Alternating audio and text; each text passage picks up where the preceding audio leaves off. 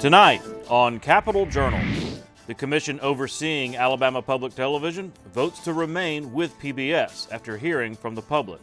We'll explain. Randy Scott takes us to Thomasville, where local leaders are trying to revive a rural hospital there.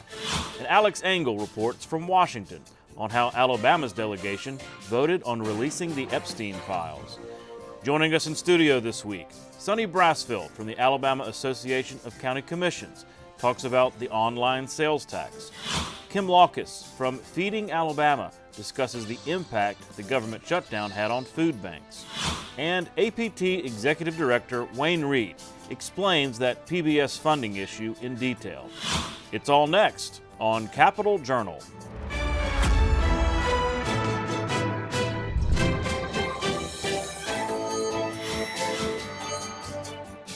From our State House studio in Montgomery, I'm Todd Stacy.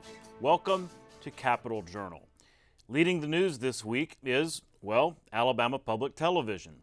This week, the Alabama Educational Television Commission, that's the body that oversees APT, met to hear more details about one commissioner's proposal to break AP's contract with PBS and drop PBS programming. Executive Director Wayne Reid offered a detailed breakdown of the financial implications of such a move, which were pretty dire given the resulting drop in viewership. About 100 citizens showed up at the meeting to voice their concerns, and thousands more have written, emailed, and called to offer their concerns as well. And Governor Kay Ivey wrote the commission on Monday, asking them not to move forward with such a plan without careful consideration and legislative involvement. In the end, the commission voted without dissent to continue the PBS contract and then form a committee to study APT's future given the federal funding cuts. Also, a motion to give PBS a 180-day notice of dropping their programming died because it did not receive a second. Our news partners at WIAT Birmingham were there, and reporter Amy Hybels has that story. There are children that I know now from Storytime that I know watch the shows on public television, and they should have access to that. And what's really important to me is that it's free programming for children without advertisements. Listen to the public when it comes to public television. After all, that's in the very name of the outlet, public television, so you should listen to us. Who should pay for it? I think we all should. When it comes to paying the bills, Alabama Public Television Executive Director Wayne Reid provided the commissioners with a cost comparison if PBS programming were to be replaced. The annual dues to PBS right now are $2.2 million versus a cost projection of $3.5 million for replacement programming, music licensing fees, and digital changes. We asked Commission Chairman Farrah Stevens why he was a yes vote today for sticking with PBS. At this point, it didn't look like the finances, it was logical to try to separate ourselves. Although I do continue to want more options. Another consideration, the Attorney General's office determined that Alabama Public Television does not have the right to terminate its agreement because their federal funding was removed. They still have to provide PBS with a 180-day notice. The commissioners also voted to have APT Executive Director Wayne Reid put together a committee after receiving a letter from Governor Ivey asking them to survey the need for a public television plan in Alabama. To really bring together the group and go, what is the future of Alabama Public Television? We continue what we're doing with PBS, with sports, with everything. I think everything's on the table to look at what we would do, I think, tracking forward for the next several years. And thank you again to our friends at WIAT for that report. And thank you to everyone who has reached out during this situation. Your calls, your emails have been appreciated. And I'll talk in more detail on this issue with Wayne Reid later in the show. Governor Kay Ivey has removed all of the members of the Alabama Motorsports International Hall of Fame Commission. This comes after a state audit found dozens of violations in governance and discovered a former employee allegedly stole more than $200,000. The dismissals include board chairman and former state senator Gerald Dial, who has been connected to the museum for more than 4 decades. The allegations include mishandling of donated vehicles like a 2001 Pontiac Firebird, a 1969 Dodge Charger and a 1968 Camaro convertible pace car. Executive Director Adam Stocks has resigned from his position, and his wife resigned as the organization's bookkeeper. The Alabama Public Library Service Board has approved a new rules change that will remove certain books from children's and teens sections. The policy specifically bans books related to gender ideology. The board was split on the decision. Supporters say it protects Alabama children, while opponents argue it oversteps by dictating what material is appropriate. The change won't take effect until spring 2026 at the earliest. And another development on legislative redistricting this week. A new map ordered by a federal judge was released, showing updated lines for Senate Districts 25 and 26 here in the River region. Judge Anna Manasco ordered the new map after finding that the lines drawn by the legislature in 2021 improperly packed black voters into Senate District 26. Here's that map.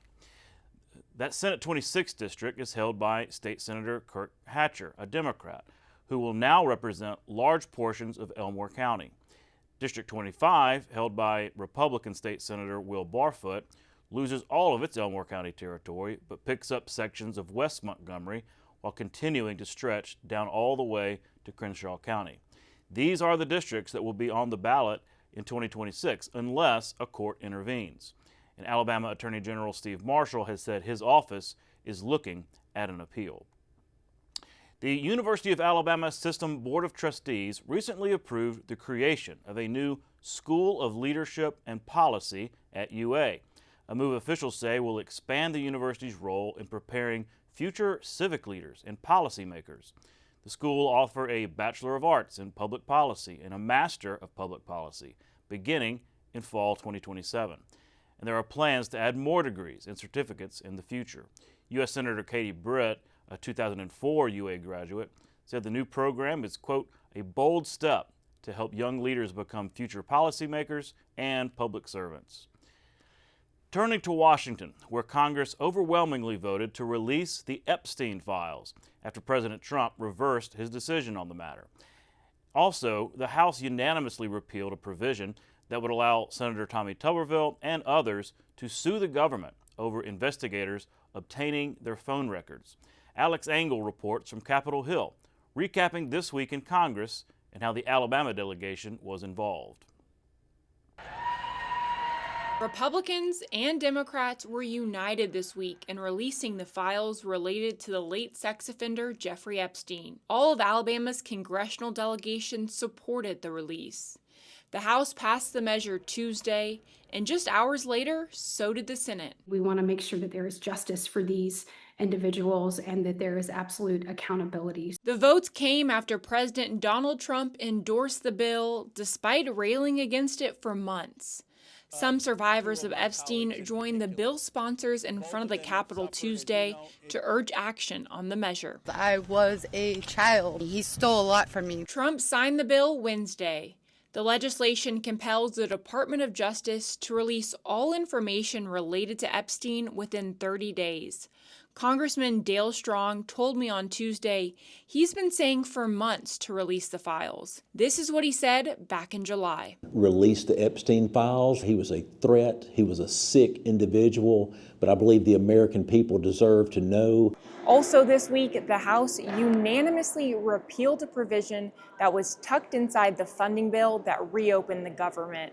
It allows senators like Tommy Tuberville to sue the government for searching their phone records without their knowledge. The senators can sue for $500,000 for each violation. Probably the most self-centered, self-serving piece of language that I have ever seen in any piece of legislation. The provision is retroactive to 2022, which would include the investigation into the January 6th Capitol riot. Tuberville and 7 other GOP senators' data was seized as part of that investigation. Tuberville told me he plans to sue, but on Thursday he posted on social media that his attention is on those who were leading the January 6th investigation. His post reads, quote, I am focused on getting Judge Boasberg impeached and getting Jack Smith disbarred and thrown in prison, end quote. It's unclear if the Senate will also vote on stripping away the provision. Reporting on Capitol Hill, Alex Engel, Capitol Journal. Thank you, Alex. More than a year ago, Thomasville Regional Medical Center closed its doors after having just opened in 2020. It was the latest casualty in the trend of financial difficulties for rural hospitals. But local leaders are now engaged in efforts to reopen the hospital and provide that area's citizens with critical care. Capitol Journal's Randy Scott reports.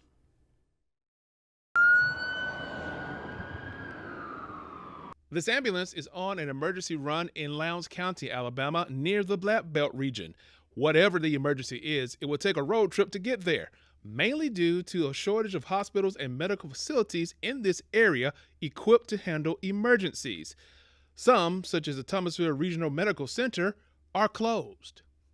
Every time I pass this facility, I said, what a waste. State Representative Thomas Jackson represents Thomasville. He and others living here were pleased to get their new hospital until it had to close a short time after opening its doors. Jackson and many others in this area are again without close health care. It's scary. If something happened to me, if I get in an accident, where I go? We do have ambulance service now. We didn't have ambulance service at the time, but sometimes it takes them 20 minutes to get to where you are. The representative has had to travel 20 to 25 miles for medical care, and further if the situation needs surgery. While this discussion continues, it leaves facilities like the Thomasville Medical Center in limbo. I wish that people would stop playing politics and financials will flow in from the national level, state level, and local level, and we can get partnership with a financial unit, a facility that would bring this hospital back to life.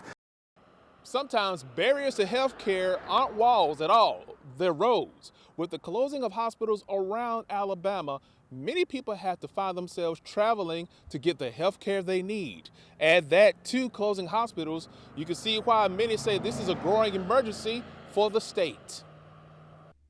Sheldon Day is the mayor of Thomasville and says getting this hospital reopened is a top priority. The latest move to do that is getting people talking about ideas to make that happen. We didn't just plan to build a knock-in-the-box emergency care center. We wanted it to be a facility that we could attract surgery and subspecialty surgery to. Mayor Day says a frequent issue in those talks deal with finances and reimbursements for hospital visits and services to help keep its doors open. Why not extend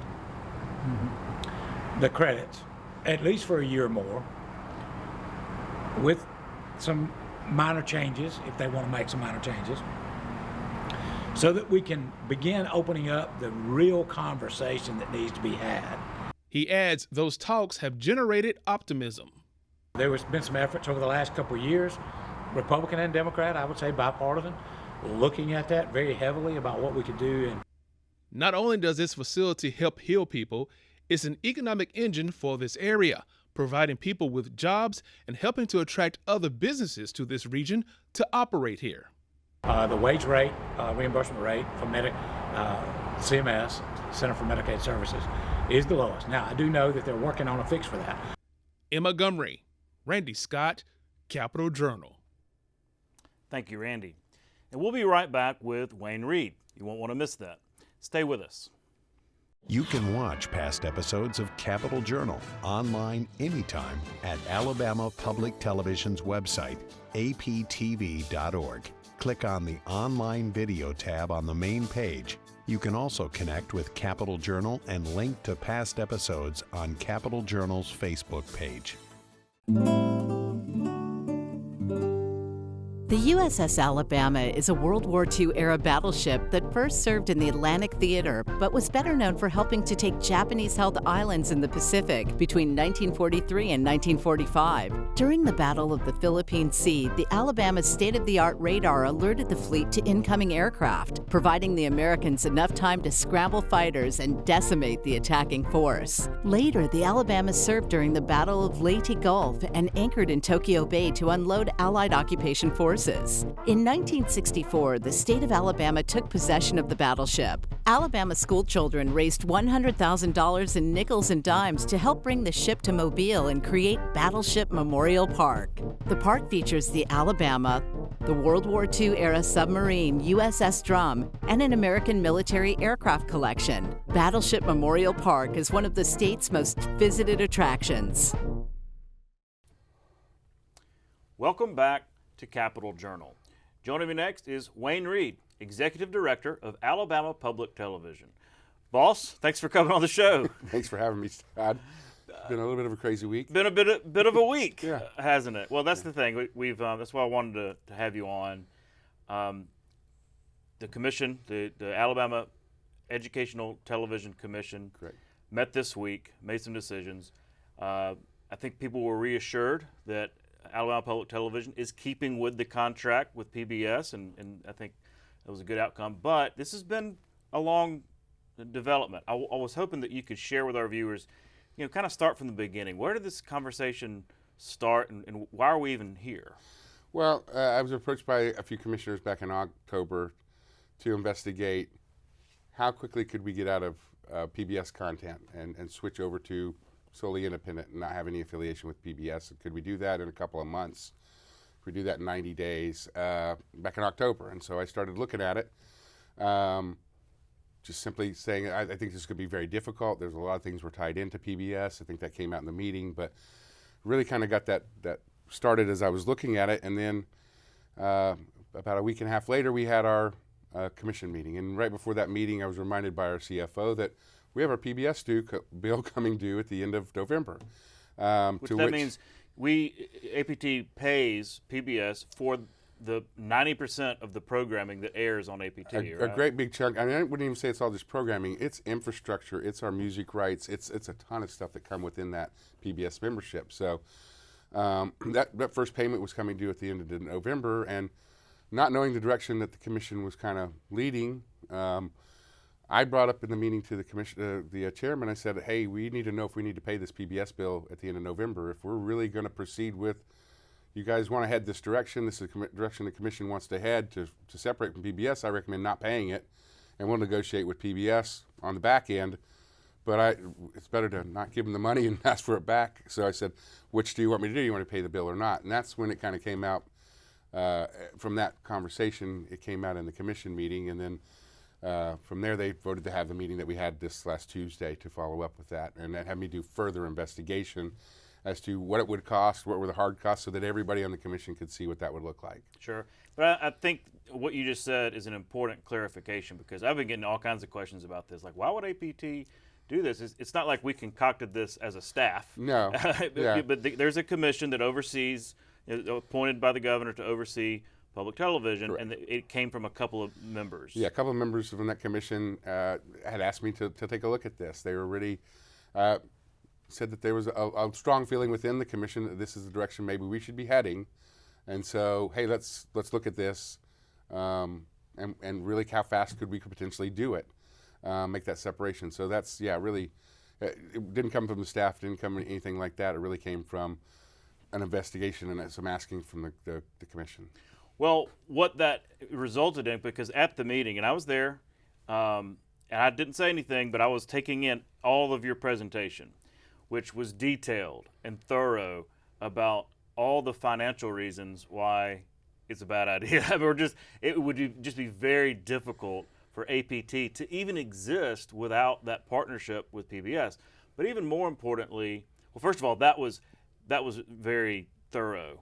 But you also had the governor step in with her letter the day before saying, hold your horses. Before you even consider something like this, you need to have very, documented and researched, a plan basically. Right. I think that made a lot of difference. I think it did too, and I was really appreciative that the governor did step in and say that. And I think she was very valid. We need to listen. This is taxpayers' money. And then it's members' money. These are all citizens of Alabama that contribute to make Alabama Public Television what it is. And I feel like they should have a voice in that and should be able to express themselves, which they definitely did. I know if they were anything like us, I know they were probably inundated with the SNAP stuff, but as soon as that was over, we were inundated with calls and emails and everything coming in. And if the governor's office felt any kind of pressure like we did. It may have been what triggered the statement on Monday morning, but I think she gave us a clear direction and path ahead. The commission voted on Tuesday for me to form a committee of experts on variety field, but also bring in citizens as well to sit down and look at the direction that we need to head and the viability of the best financial plan. And I think that's the first place we need to start. I mean, I just recognizing from what I had to put together for this last meeting, the value we get from PBS and the quality of programming that we get from PBS, we can't come close to that and what we would have to pay to develop it or buy it anywhere else. And the infrastructure and the licensing fees. I mean, the great thing about that public broadcast system and what they've been able to do for the music licensing fee, I talked about how much we pay now. It's included in our dues. I don't know exactly how much that is in the dues, but we're going to be paying close to $900,000 just for APT because we have to negotiate as an individual station. Because PBS does that as a national thing. And those music license fees cover the radio because it was done by CPB. It's a longer-term contract that's already there. So it's thousands and thousands of stations that are negotiating for these music rights, which makes it a lot cheaper than on an individual station. Yeah, and I made the comparison, like all these college football fans the other day or a couple weeks ago were furious when YouTube TV and Disney couldn't reach an agreement, and so people couldn't watch SEC football, right? Right. Well, that would essentially be what would happen if suddenly PBS was and APT weren't, those streaming services, which I think is like more than almost 50% of our audience. Yeah, I mean, people are doing the streaming, the MVPD devices. People are doing YouTube TV and Hulu with live and Sling with live. It's really taken over, and it's close to 50% of the marketplace now. Yeah. And the way you look at the way we do TV now and broadcast, we talk about multi-platform because we're putting stuff on social media. We do reels, and people consume media so differently now than they did before. And for us to stay up and to keep current with what's going on, streaming plays a huge role, and we've got to make sure we stay on there. If we lost that, we would lose half of our audience availability in the state of Alabama, and that's just too many. It's too big of a risk. Sure. Well, another thing, folks showed up to the meeting. There was some, kind of a little demonstration outside. I saw like a Cookie Monster and things like that. But what I really appreciated was there was an opportunity during the meeting for those that showed up to talk and to share their stories. The reason I thought it was so meaningful is, you're hearing from our audience about their viewership, their experience with PBS and APT. Yeah. The shows that they depend on. So much about PBS Kids. You had parents of children saying, we depend on this. Right. You had folks saying, look, I've been an APT viewer for 50 years and all this. And that was, to me, and I'm relatively new to this, that was really something. So I think that also made a big difference with the commission because that was demonstrated in how they voted, right? Because there was not a dissenting vote on moving forward with that plan. Yeah, there was a guy there who said he moved in 1955 to Alabama. I think it was in Gadsden, and started watching APT then. He said, I think I'm probably the longest viewer. There was a lady there who'd, I think, taken off work, had an autistic child. Mm-hmm. I don't know if there was a dry eye in that room by the time she got done about how big Daniel Tiger was in his routine. It was really super thankful that Senator there was Smitherman and Coleman Madison were there, both from that Birmingham area, talking about how important it was for their districts. We had people come from all over, and it was really great to hear the stories. And the education was really the big thing. There was a couple of educators there talking about there's a difference between cartoons and a difference between what PBS puts out in their quote-unquote cartoons. They're educational. They're designed to teach kids how to be prepared for pre-K. When you look at Disney and you look at Nickelodeon and any of those other things, those are all about marketing products to kids. Right. And that's entertainment. It's not entertainment. That's not education. And that's the big difference in what PBS has to offer and what we can do through PBS, through APT, that other kids. Plus, it's free. It's over the air. And there's a lot of places here in Alabama where you can't get streaming. There's the high speed's coming. I know the governor's done a fabulous job of getting that out to the state, and we're getting there. But there are still areas that they can only pick up stuff over the air, and so for us to be able to offer that out to the kids and the families that are out there, I think is wonderful. So yeah, well, and that's another thing, because and it struck me that I think it was like 20% of the audience is still, it's broadcast. Yeah. Meaning antennas. Yeah. Right. Not cable. Not any of that. It's that broadcast. That number's gone up, because when I got to Alabama in 2011, there was like 7%. It had been shrinking, and now with streaming and internet, over-the-air broadcast has picked back up. Yeah. So I think the commission learned a lot. I think we all learned a lot. And what I also heard was a need for reassurance, that let's reassure our members and our viewers that we're going to be here. But also there is a funding challenge. Right. And I heard some commitment from those in attendance saying, hey, we'll be there for you. As long as we know that we're going to be around, right. We'll be there as members. We'll be there as, funders of PBS. So talk about that. Will there be efforts to, have membership drives and things like that to make up that, because there is that delta of funding since the rescission cuts. So yes, we will be reaching out. We will ask people for donations, and I feel certain the people of Alabama respond, but I understand that they need that reassurance. And right now we are going to be funded. We know we're funded through June. I am, like I said, I want to move rapidly on trying to get this committee put together to be able to work through the financials and have them do the studies if we need to, and everything that we need to do to be able to come back with a recommendation for the commission and for the governor. And I think to make sure the governor's happy as well. But I would love to be able to try to move rapidly so that we could reassure everybody by the end of the year or by the end of January, we got a longer term relationship with PBS, and there's no reason we're going to make any changes. Yeah. And I think that would help. I think everybody feel a lot better about the membership that they give us. We raise over $3 million from people giving us extra dollars through our membership drives. Viewers like you. Viewers like you, and they get the passport and everything, and so all those services will still be there and available for them. Yeah. Well, look, I know it's been quite a experience for you.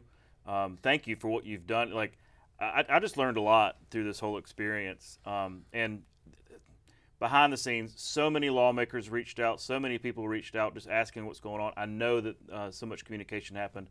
So I appreciate you coming on to explain some of this, to answer some of these questions. I'm glad I could do it. Thanks, Todd. Thanks, Wayne. We'll be right back. Alabama Public Television is your place for quality educational services. Free professional development for educators and child care providers. Access to free curriculum-aligned videos, lesson plans, and instructional resources with PBS Learning Media. And all the PBS Kids programs parents know and trust. Learn something new every day with Alabama Public Television. Visit us at aptv.org/education to learn more.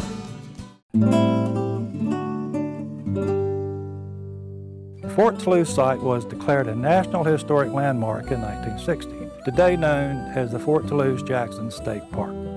During the colonial period, Fort Toulouse acted as a commercial, religious, and diplomatic frontier outpost for the French from 1717 until 1763.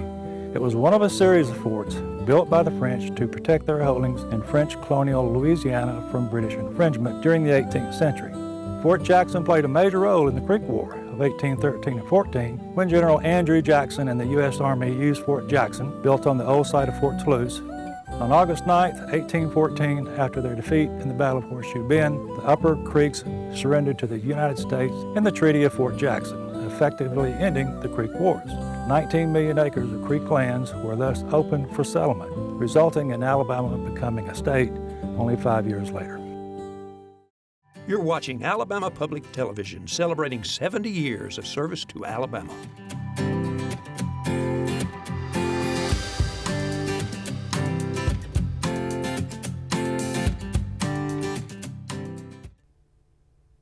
Welcome back to Capitol Journal.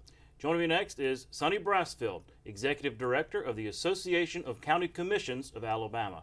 Sonny, thanks for coming on the show. Thanks for having me, Todd. Appreciate it very much. It's been a while, but I certainly want to have the county's perspective, especially on this issue of SSUT, Simplified Sellers and Use Tax, the online sales tax. Right. Because we had Mayor Walt Maddox on here last week giving his perspective. He's bringing a lawsuit to the state. Right. It's kind of being litigated at the moment. but his point, about unfairness to cities. I wanted to give you the opportunity to give your side of the story, because I actually brought up the fact that you would probably have a different view. So tell me your view about this lawsuit and just the SSUT in general. Sure. Let's talk about SSUT a minute. I've been involved in this process about 25 years. This isn't a new issue. The law of the land for years was a case that involved, believe it or not, a catalog company. And that law or the ruling from the U.S. Supreme Court is known as Quill. And in that case, the Supreme Court said if a business isn't physically located in your state, then you violate the Commerce Clause if you try to require that company to collect use tax on behalf of the customers in your state. And so really in about 1999, the organizations that represent government nationally pooled together and started something called the Streamline Sales Tax Project. The idea was to streamline or simplify sales tax all over the country and then convince Congress to allow us to charge sales tax and use tax from these out-of-state companies. I was one of Alabama's delegates to that program. We started participating in 2002. So we've been trying to figure out what to do to allow us to collect this tax for a long, long time. So Alabama's tax is carefully crafted. The Supreme Court in 2018, really 2 years after we passed SSUT, created a set of restrictions, but a way to allow for the tax to be collected. Our process, now known as SSUT, was passed very carefully to make sure we stayed within those Supreme Court parameters. Okay. So what if this lawsuit is successful? If it goes away, would the legislature have to, reassess this or change it in some way? Well, I'm not sure what would happen if something happened on the lawsuit, and really that's for the courts to decide. The counties are really not defendants in the case. The Department of Revenue is, but for us, if we start looking at how could we change SSUT? If we were starting over, what would we do? I'm not sure we'd do anything differently. We have a very narrow pathway. We navigated that in the Supreme Court ruling in the Wayfair case, which was a 5-4 decision, by the way, not a slam dunk to authorize us to collect taxes from companies that are outside the state. But in that ruling, they said, okay, states can do it, but here are some guidelines you have to follow. And we carefully tried to navigate that. And they're complicated things that people probably don't want to listen to on this program, but there are a couple of details that are important for a second. The first thing in the ruling from the Supreme Court is, yes, you can collect from these companies, but first you have to have an exemption for small sellers. The idea that the Supreme Court issued to us is that companies that are small shouldn't have to collect and remit the tax until they meet some threshold. Now in SSUT, it's a statewide tax, so the threshold is $250,000. So any company that has sales of that much inside Alabama is required to remit the tax. If we move to something called destination sourcing, where we try to allocate the sales tax revenue back to each city and back to each county based on where the delivery is made, then we have to apply that small seller's exemption in every jurisdiction. What that means is that $250,000. That's right. Now we could lower that. In some states, the threshold is $100,000. So even if we lowered it to $100,000, in those jurisdictions where an internet-based company doesn't have $100,000 of deliveries into that specific jurisdiction, they wouldn't owe that jurisdiction any money at all. I understand, but don't the mayors have a point though here? In that, if the sale happens right there, he made the point that if I use the Walmart app and then I go into the store and pick it up, then the city doesn't get the sales tax off of that. That seems, unfair in a way. So don't they have a point? Is there any kind of common ground? Sure. Let me explain the Walmart issue, okay? If you get on Walmart's app, or many of the other national chains have them, and you're ordering paper towels, they have the paper towels at the store, but you order them on the app and go pick it up. You do pay sales tax on that. You absolutely do. It's required by Alabama law, and that's what happens. But if you're not getting paper towels, let's say you're getting a special television that they don't have at the store. Yeah. When they ship it, then that is SSUT because it was not physically at the store. And that's been the law in Alabama long before SSUT was passed. So, I do understand the concern. You're trying really to put a square peg in a round hole. Those sales tax and use tax are not the same thing. And to try to make use tax, which is tax on products that come from another state, to try to make that into sales tax, I think is missing the whole point from the litigation and the efforts that have gone on for more than 25 years to get us to where we are. SSUT is not perfect, okay? It's not. Every city and every county does not get back exactly the amount of money it would get back if this were a perfect world and we could wave a magic wand. Maybe we're 5% off, maybe we're 7% off, but I don't think it makes much sense to throw out the entire program, throw out 90% chasing 10. And that's really our concern, is that we put the whole program at risk chasing some small amount of money when we know what we're doing is within the constitutional constraints. Mm-hmm. Well, I really doubt this is going to be revisited this upcoming session, but we'll follow the litigation because I think it would probably take that to make the legislature act, but certainly we'll follow it. Well, speaking of the session, it'll be here before we know it, just 2 months away. What other issues are on your plate in terms of all 67 counties? Sure.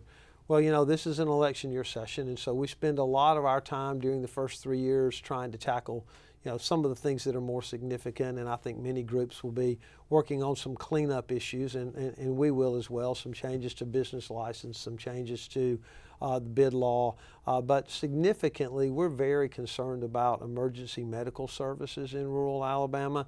We have counties all over the state wrestling with the cost, the lack of availability of paramedics and the equipment. And so we're working on legislation that would increase the reimbursement rate for medical services and ambulance services under Alabama's insurance programs. And we think that would help keep us at least moving forward a bit on trying to address what is a huge problem in rural Alabama. There are plenty of places that I travel and that you travel. When we're on the road, you don't think about it, but if you have an accident, it may be 45 minutes before an ambulance gets there in rural Alabama. And that's a major issue for us in the coming session. Well, that's on top of the hospitals closing as well. I mean, it kind of compounds the issue.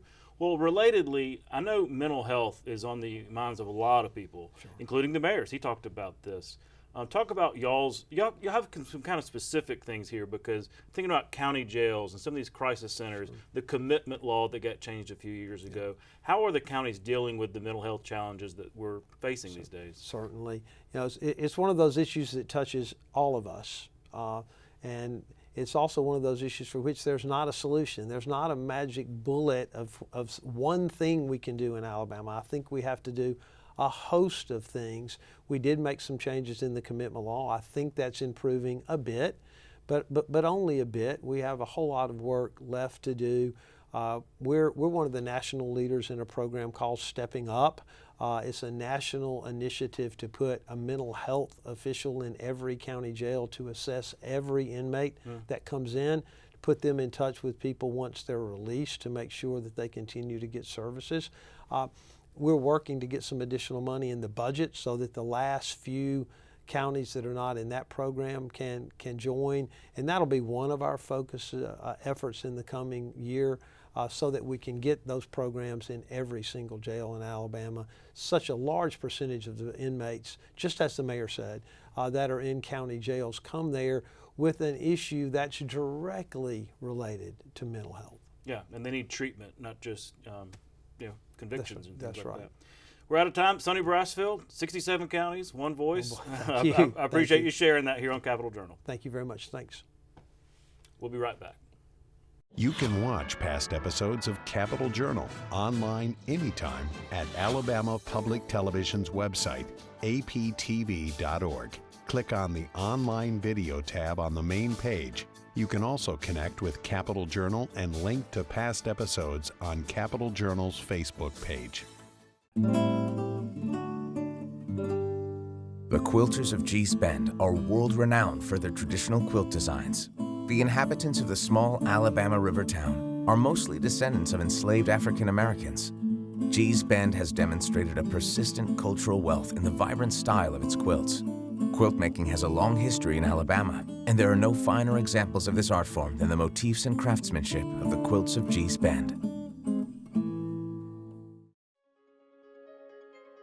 Getting my hands dirty is the best part of my job. My name is Hannah Rogers, and I am an A&P mechanic, which is an airframe and power plant mechanic. I can work on anything from general aviation to helicopters. I was a young mother. I was 18 when I became pregnant. I never thought that I could finish school, work, and raise my son. But with the government's assistance with food stamps, Section 8, child care, all of those programs have helped me achieve this goal to where I don't have to live off assistance anymore. I was able to graduate debt-free by the Pell Grant, the WIOA program, and also a scholarship. I actually had friends tell me about the program, the WIOA program, and so then I also spoke with the SSS instructor at our school, and she told me to contact the Career Center, and I was able to set up an appointment and fill out the application and all the prereqs for that. With the WIOA program providing for my scholarship for school, along with the Pell Grant, that all gave me opportunities that I wouldn't have been able to reach my goals and be where I am today without those programs. You don't just have to stay in poverty because you was born in poverty. You can move up in life.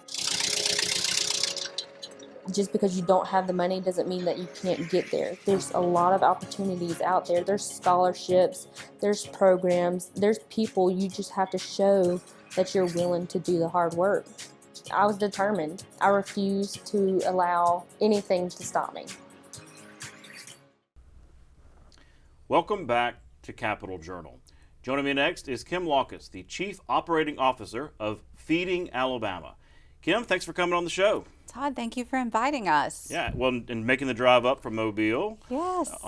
So I really was excited to have you on the show because y'all have had a tremendous lot of activity recently. But let's start with this. Can you remind our audience about Feeding Alabama and your role in managing the food banks in the state? Absolutely. So Feeding Alabama is the partner state association for the 8 Feeding America affiliated food banks in Alabama. Those 8 food banks serve all 67 counties in our state. Each of them have a service area. So we are part of the Feeding America network. And what that means is every county in the United States is assigned to a Feeding America food bank. Okay. We work then with our food banks to get food in. That food can be donated, it could be food we've purchased, or it could be commodity products that come in from our government partners. That food comes in, and then we break it down and send it out to our local pantries. In the state of Alabama, there's local pantries, soup kitchens, our schools that help us run backpack and school pantry programs. There are 1,500 of those across the state. Wow. I always tell people we're a little bit like the Amazon model. So our food banks are essentially distribution centers. They are very large warehouses that get in truckloads of food every day. There's smaller. Okay, here we go. Yeah. Yes. So these are our 8 food banks, and they get that food in just like the Amazon distribution centers in very large quantities on very large trucks, and they break that food down and put it into smaller packages and get it to their local partner agencies. So those local partner agencies are like the Amazon delivery drivers that then get that food to our neighbors in need in Alabama. That is a lot more sophisticated than I think people realize. It is. So we have over 500,000 square feet of warehouse space in the state of Alabama between those 8 member food banks. And collectively, they pay $65,000 a month in power bills.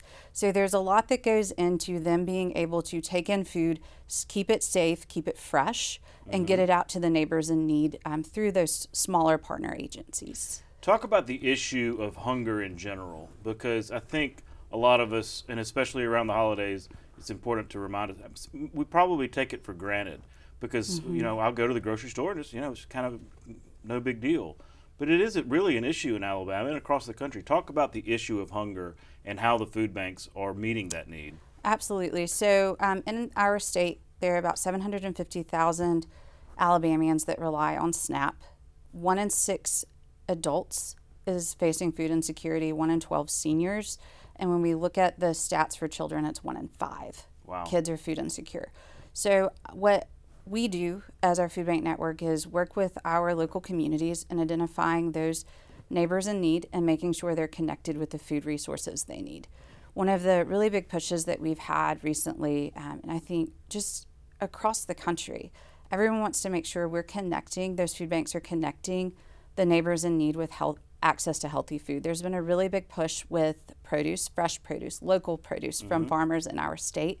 So those are some new partnerships that we've created since COVID. When the supply chain was a little wonky, we needed to be able to source food locally and get that to the communities in Alabama. So those are ways, some innovative things, meeting people where they are. And I think that means we're doing things on nights, we're doing things on weekends, as far as distribution at the local and the food bank level. Yeah. Well, let's talk about the government shutdown. Because, all right, and Randy Scott has done a great job covering the food banks here, especially locally. But, okay, you had the government shutdown for, I guess, 45 days, and people's SNAP benefits were beginning to lapse. So, I mean, that just puts you all into a whole, a big situation. Talk about, I mean, beginning to end, what was the shutdown like for food banks across the state? It was tremendously stressful, I will say that. I'm very proud of the work that all 8 of our members have done over the past 2 months. Everything started very quietly. We were working with those federal employees with some of the TSA offices and military bases as they began losing paychecks in October. We wanted to make sure that the 62,000 federal employees in our state had access to the food they needed. Those are not people that are normally in our lines. And a lot of them are people who volunteer or donate to the food banks, all of a sudden maybe found themselves in need of them. So we began a lot of that work very quietly in October, and as things continued in November, what we saw, especially, this was the first time there was an interruption with the SNAP program in the history of the program. Because the shutdown went so long. It did. So there had never been a disruption of benefits like this before. And our network is one of the major disaster response partners for Alabama EMA. And one of the things we know through the Mass Care and Feeding Task Force is that if there is something like a hurricane or a tornado, there's a specific area that is impacted. And then what we see is the food banks that are surrounding that area that serve it directly help, but then food banks from other areas in the country or around the Southeast come in and provide additional support. That's the great thing about the Feeding America Network is its compounding effort. And what the shutdown did is it put every food bank on the front lines of a disaster. It's not area specific. It is not area specific. It's everyone trying to serve their people. So there were no backup drivers. There were no backup media support for the 20 plus news interviews we were asked to do every day. There was no one to come in and help with additional food or volunteers for distribution. So what we saw was very stressful. I think our food banks handled it gracefully, and I do think a lot of that was because of the community support from the top down. Governor Ivey and Commissioner Buckner quickly coming in and allocating funding to the food banks. Talk about that because, that was, I guess right at the deadline or whatever, she said, we're going to try to step in here and help. Yes. But when you see that number, what did that $2 million mean? It means around 500 truckloads of food into our food banks. Wow. That's the buying power that we talk about when you talk about the Feeding America Network. And our food banks are able to take that funding, buy from others, redistribute it at no cost to those neighbors in need. I was wondering if maybe there was a silver lining to this because I've never seen more coverage of the food banks. I've never seen more people. I have friends with kids that their schools were volunteering, going to the food banks. Again, Randy's covered a lot of this. Could there be a silver lining in terms of there's more awareness of the Feeding Alabama, but also local food banks? Have you seen any of that? I do think it was an extremely difficult time getting in and knowing for us, for every meal that SNAP, food banks provide 1 meal for every 9 SNAP provides. So we were never meant to be the front lines. We were really the last line of defense for families and Alabamians that are experiencing food insecurity. Those federal programs were established to be that front line. And when that went away, the Charitable Food Network was never going to be able to fill that gap. For the state of Alabama, I think it was around $140 million a month that the SNAP program was bringing in. Yeah, you're not going to find that. You're not going to find that. And what it meant was that then our food banks had to very quickly figure out how to get food to people who were used to going out to the store and purchasing it themselves. And we had to shift what we were doing. We had food banks that were doing mass distributions every day. So they were doing pickups to their agencies that would maybe just come once a month or once every 2 weeks. They were doing daily, they were putting out daily what they used to put out in a week to get the food to the community pantries that needed it. Wow. We also had to start doing direct distribution, which would not have been possible without the number of donors and supporters and volunteers that came out to help us do that. If you were down in Mobile, I know they handed out hundreds of food boxes at Lad Peoples Stadium recently. Our Birmingham, our Huntsville, Montgomery, every one of our food banks has been engaged in doing holiday box distribution because that's our normal line of business this time of year, is getting that food out to the families that need it. And then on top of that this year was getting food to those families impacted by the shutdown. So we shifted, and the silver lining was, and something I think really important that we learned through this, is that Alabamians really care about each other. And that started with just wanting to help their neighbor. So volunteering, donating, coming out to those food drives and helping put boxes in cars or helping direct traffic and helping sort and stuff boxes at the food bank. So we saw so much support from that, some quietly, some very loudly. And we're grateful for all of that because our network could not have done it without all of those in Alabama who came in to help us. It's like Fred Rogers said, look for the helpers. Yes. We had a lot of helpers stepping up. We did. Well, all right, Thanksgiving's coming up. Christmas after that, it's the holiday season. What is that like for the Food Bank Network? I would imagine there's something of a demand come Thanksgiving. Yes, and all the work for that starts in the summer. It is logistics. It is getting that food ordered and into our food banks, having days that our volunteers can come in on weekends and after hours to pack those food boxes, getting them labeled, pairing it with fresh products or frozen turkeys that come in. And then having the distribution days to families. So sometimes the food bank's doing that directly. They're hosting a mobile pantry drive and giving that directly to the client. Other times that food is going out to that local community pantry and they're putting it into the hands of those who need it. Well, look, I know I can just feel the audience right now wanting to know how to help. Yes. If I want to get involved at my local food bank or want to find out, I want to give food, how do we do that? I guess your website, Feeding Alabama? So feedingalabama.org/hunger. Okay. That will take you to the page. It has a lot of Alabama-specific stats, what our neighbors in need are facing, how to find your local food bank and connect with them, how to support and volunteer with them, and then how to carry the message of those that need help and what our food bank network does. Yeah. Well, it is so heartening to see and to hear your story and to see people stepping up to help, like you said, our neighbors in need.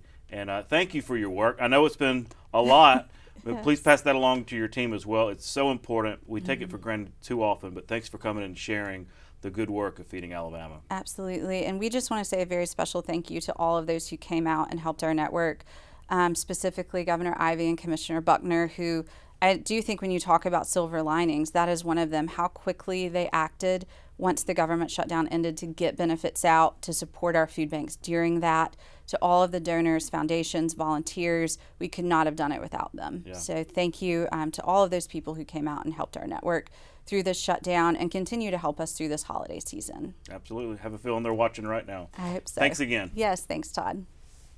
We'll be right back. Alabama Public Television is your place for quality educational services. Free professional development for educators and child care providers. Access to free curriculum-aligned videos, lesson plans, and instructional resources with PBS Learning Media. And all the PBS Kids programs parents know and trust. Learn something new every day with Alabama Public Television. Visit us at aptv.org/education to learn more. Harper Lee is best known as the author of one of the most affecting and widely read books of American literature, To Kill a Mockingbird. The native Alabamian drew deeply from her coming-of-age years in her small hometown of Monroeville. The 1961 Pulitzer Prize-winning novel explores the dimensions of prejudice, hate, loyalty, and love through the eyes of a young girl as she awakens to the complexities of human nature and its capacity for both good and evil. The film version of To Kill a Mockingbird underscored the success of the novel with its own success. Both novel and film continue to hold the public and academia's interest. Lee was widely recognized throughout her life, including the Presidential Medal of Freedom in 2007 and the 2010 National Medal of Arts. That's our show for this week. Thanks for watching. We won't have a show the week of Thanksgiving, but we'll return the following week at our normal time, right here on Alabama Public Television. For our Capital Journal team, I'm Todd Stacy. We'll see you next time.